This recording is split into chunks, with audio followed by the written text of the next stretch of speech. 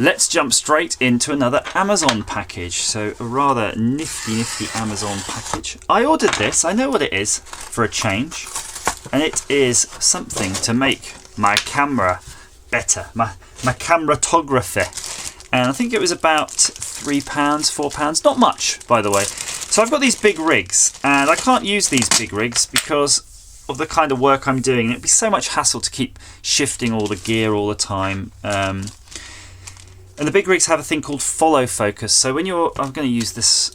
This is the little camera, but it's the same lens, same type of lens, not quite the same lens. But you can see here you've got your zoom ring and you've got your focus ring.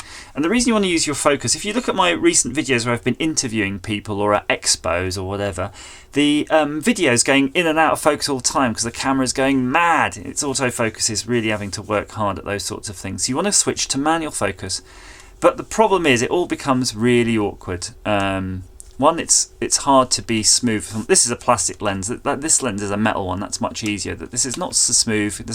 You can't get the torque on, and it's a pain. So what you want to do is have a really easy way of adjusting those things, of being able to adjust them, especially remotely if you're looking at it, and get something that you can preset all the time. Every time. So that's where these come in. These are the equivalent of the sort of oh crikey, what the hell is it called? The follow focus rings you have on the rig. So on the rig you've got this thing with a knob that you twist, and it basically translates into a movement on here. Or I suppose you could use one on a zoom, but people don't, but use it on the focus. And that's what these are. These are like a manual thing. And I was going to 3D print some, but I went on Amazon and these were about £3, and I was like, why would you ever make them? Now, I like this. I didn't know that this, though, was going to be a soft material. That is rather dandy to have it soft, because you can see it's a geary mesh as well. That means if you're using the follow focus equipment that uses a gear wheel, it's going to be able to lock into that. Frankly, I thought that was going to be the other way round, wants to bite into the camera that way. But no, you've got a nice ridged internal... See that there? A ridged internal casting into that. So let's just not waste any more time gassing. I'm just going to put these right on. You know how they're going to work. So I'm just going to pull that tight.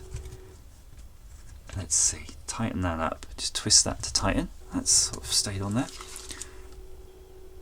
Oh. I've probably put it in a really lame place. You wouldn't want it on that hand. Let's just adjust that one.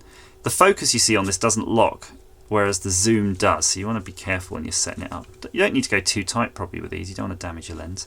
But yeah, look. You can see... Okay, I'm going to hold it this hand, watch this.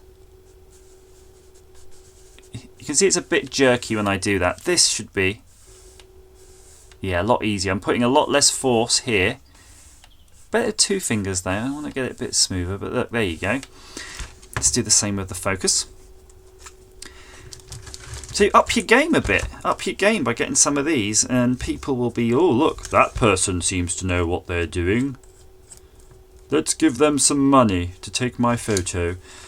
And so this one's for the focus, and the difference with the focus, you can see it goes right round. So what you do, if your camera's got a sort of maximum and minimum focus range, you just make marks basically on your camera. You just get a bit of Tipp-Ex or something and make a little blob, or just blob it on here. So what I would do, I would take my camera, and I would set the focus all the way around. So I'd measure where the focus goes to the minimum focus it can do. And that'll probably be, let's say, 1 lap. So I'll just do 1 lap, and I know now that is the minimum amount of focus. And then I'll just measure and keep turning that till it gets to its maximum focus. And let's say, for argument's sake, its maximum focus is there. I'll just make a mark somewhere. I don't know exactly where, but... just a bit Tipp-Ex. So I know where the max is, know where the min. So that's if I go run a loop round and there that's the min, I know that's the max. And then what you do is you kind of you'd set up your camera basically to know where I'm here, my other object is here, and that's it. When you're holding the camera, you're just doing that. And I'm recording it. I'm focusing on my face, and then it's like now I'm focusing on the cut behind me. I'm focusing on my face, and that's basically all it is. And you really get used to it. So if you're holding the camera, say at arm's length, you'll know that this is like 6 inches, 10 inches, a metre, and then you have infinity or something. And you can just leave it parked. And then you go, when I'm going to focus that thing on the back wall, I'm just going to crank it up and then come back in.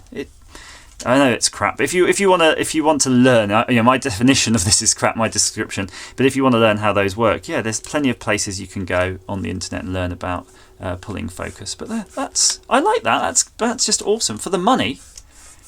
That's going to help you a lot, especially if you've got different sort of style camera and it's on a rig. It's very easy just to sort of just do that, adjust it while it's running. Not bad at all.